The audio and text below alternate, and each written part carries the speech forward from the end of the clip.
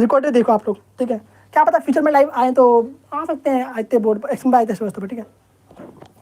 Class 10 काफ़ी बड़ी class है ना, इसके लिए लाइव आ चुके हैं। तो आप सभी ने फॉर्मूला देख लिया है, उतार भी लिया होगा और काफ़ी ज़्यादा टाइम आपको मिल चुका है। अब देखते हैं क्वेश्चन 1, ठीक है। रफ करते हैं इसको, रफ कर दें क्या, जल्दी बताओ, कमेंट करो, रफ कर दें, कर दीजिए। ओके, लो हो चुका है रफ फाइनली, ठीक है। ये जो 2 फॉर्मूले मैंने आपको लिखवाए हैं, ये काफ़ी ज़्यादा इंपॉर्टेंट फॉर्मूले हैं, ठीक है। इन फॉर्मूले को आपको याद रखना है और इन्हीं फॉर्मूले का यूज़ आपका सेकंड क्वेश्चन में होने वाला है। और जो भी अभी जुड़ रहे हैं उनको बता दो, सेकंड क्वेश्चन, फर्स्ट क्वेश्चन आपका कंप्लीट हो चुका है, ठीक है। तो सेकंड क्वेश्चन आपको दे रखा है कि एक द्विघात बहुपद याद कीजिए। मतलब कि पहले तो आपने सीखा, पहले तो आपने देखा शून्य निकालना, अब आपको शून्य दे दिया गया है, उससे आपको द्विघात समीकरण लिखना है, द्विघात बहुपद आपको निकालना है। मतलब कि कुछ आपको इस फॉर्मेट में लिखना है, इस फॉर्मेट का यूज यहाँ पर आप होने वाला है। ओके, तो पहला आपको दे रखा है कि 1/4 आपको दिया हुआ है यहाँ पर शून्यकों के योग तथा गुणनफल क्रमशः, मतलब लगातार आपको दे रखे हैं। पहला आपको दे रखा है शून्यकों का योग, दूसरा आपको दे रखा है गुणनफल। ओके, तो पहला क्वेश्चन देखते हैं। पहला क्वेश्चन आपका है क्वेश्चन फर्स्ट, 1-2 क्वेश्चन बताता हूँ आपको, बाकी आप लोग करते रहना, ठीक है। और यहाँ पर दूसरा क्वेश्चन क्या आपका -1 है, ठीक है। 1/4 और -1, ये 2 आपको शून्य दे रखे हैं। पहला आपका है शून्यकों का योग और दूसरा आपका दे रखा है गुणनफल। पहली बात याद रखो, ये शून्य नहीं है, ठीक है, शून्यकों का योग है, ठीक है। कई लोग गलती करते हैं शून्य लिखकर, ठीक है। ये शून्यकों का योग तथा गुणनफल है। पहला शून्यकों का योग मतलब कि अल्फा प्लस बीटा दे रखा है और दूसरा दे रखा है गुणनफल। ओके, तो डायरेक्ट में लिखना, आप हिंदी में लिखना, यहाँ पर लिख लेना आप लोग।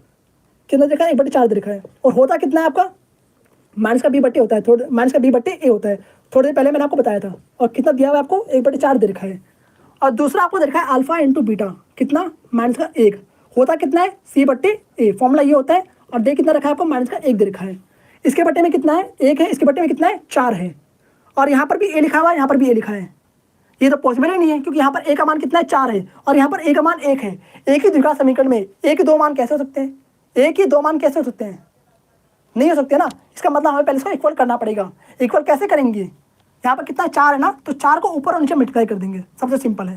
यानी कि 4 को ऊपर भी गुणा कर देंगे और नीचे गुणा कर देंगे। कोई फर्क पड़ रहा है, नहीं पड़ रहा, क्योंकि 4 से 4 कैंसिल हो जाएगा और आंसर आ जाएगा यहाँ पर आपका 1।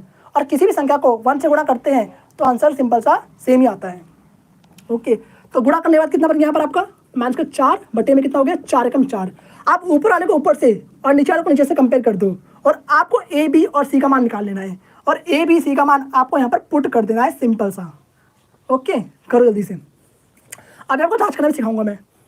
तो माइनस का b इक्वल टू में 1 लिख देंगे यहाँ पर, ठीक है। तो माइनस यहाँ पर b के आगे क्या लगा है, माइनस लगा है, तो माइनस को उस तरफ भेज दो। जैसे उस तरफ भेजोगे माइनस पहुंच जाएगा, ठीक है। देखो एक काम और कर सकते हैं, यहाँ पर क्या करोगे, दोनों तरफ माइनस गुणा कर दो, सिंपल सी बात है। माइनस का यहाँ पर दे रखा है और यहाँ पर प्लस का 1 दे रखा है, ठीक है। इसको -1 से गुणा कर दो, इसको -1 से गुणा कर दीजिए, ठीक है। तो यहाँ पर कितना बन जाएगा आपका, माइनस प्लस, यहाँ प्लस का भी हो जाएगा। यहाँ पर कितना बन गया आपका, प्लस माइनस पर निशान तो माइनस का आ जाएगा यहाँ पर, और एक एकम 1 ही होता है। तो b का मान कितना आ गया आपका, सिंपल सा -1 आ चुका है।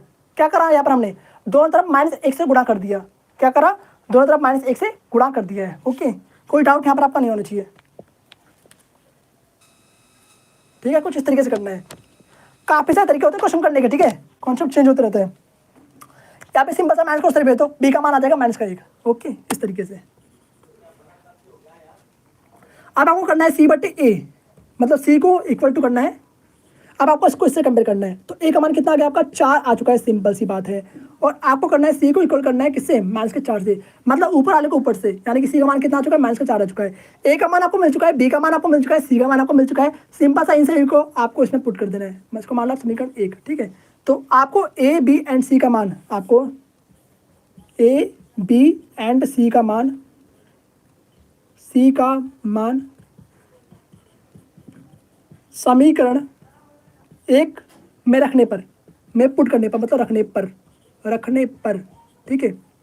तो समीकरण 1 क्या है आपका, ax² प्लस में bx प्लस में c, ठीक है।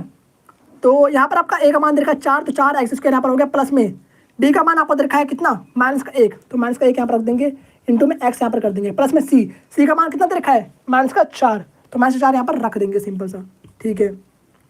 4x² प्लस माइनस और x यहाँ पर एज इट इज आ गया, प्लस माइनस 4 यहाँ पर एज इट इज आ गया। और ये आपको बन चुका है द्विघात बहुपद, और यही आपको निकालना था, और ये आपका फाइनल आंसर है। उतार लीजिए जल्दी से इसको, 30 सेकंड आप सभी के पास है।